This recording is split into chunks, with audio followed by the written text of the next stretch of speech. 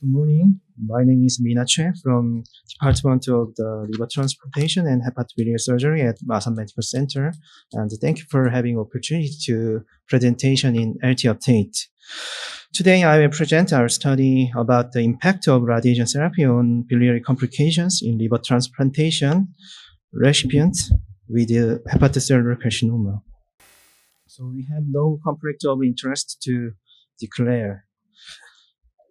Radiation therapy for HCC has rapidly evolved with techniques like strategic body radiation therapy and image-guided radiation therapy. This allows precise tumor control while sparing liver parenchyma, and recent studies suggest radiation therapy can achieve results comparable to other local regional therapies for bridging or downstaging prior to liver transplantation.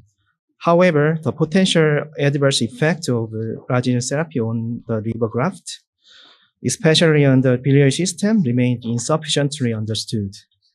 So, the aim of our study was to evaluate the impact of the radiation therapy to post-transplant biliary complication in liver recipients. This is our study design. We retrospectively analyzed the 1,068 HCC patients who underwent liver transplantation from January 2018 to December 2023. We excluded liver leaving right posterior section graft or left lobe graft. This is donor liver transplantation and early mortality and early graft loss within 30 days. We performed propensity score matching and used Kaplan-Meier analysis and logistic regression to assess our outcomes. This is baseline characteristics of our study patients.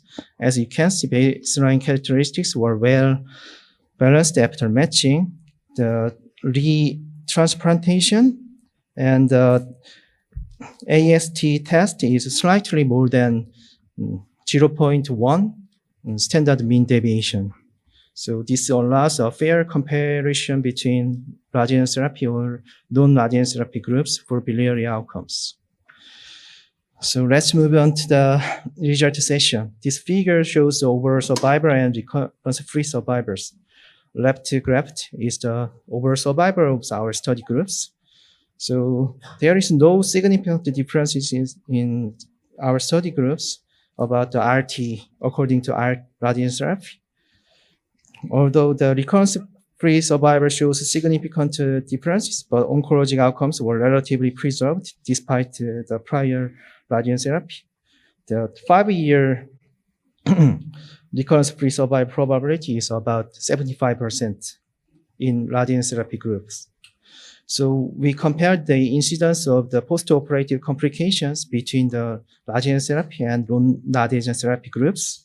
Among these, the biliary complication rate, especially the stricture, is significantly different between the pre-RT and non-RT groups after matching, but other complications like leakage, hemophilia, or vascular and other complications is not that different. Now, we consider the anatomical matters in biliary complications in radiation therapy patients. When we stratified by periareal exposure, periareal radiation therapy showed a significant worse biliary complication-free survival compared with the non-radiation therapy groups, and non-periareal radiation therapy showed no significant effect on biliary complications. And this is the biliary complication recovery rate according to pre-transplantation radiation therapy. Recovery from this complication was much more delayed in radiation therapy groups. So these results indicate a clinically meaningful biliary weakness after radiation therapy. So let me show the risk factor analysis of biliary complication. In multivariable analysis, pre-transplantation perihilar radiation therapy emerged as an independent risk factors. And bile duct size and ABOI incompatible liver transplantation also showed a strong association. However, the perihilar radiation therapy showed the most potent risk factors. Odds ratio is more than 3 points, and the p-value is almost zero. So this is a biliary complication rate according to reconstruction method. Significant differences was shown in duct-to-duct anastomosis between two groups, but no significant differences was observed in hepaticogenoscopy groups.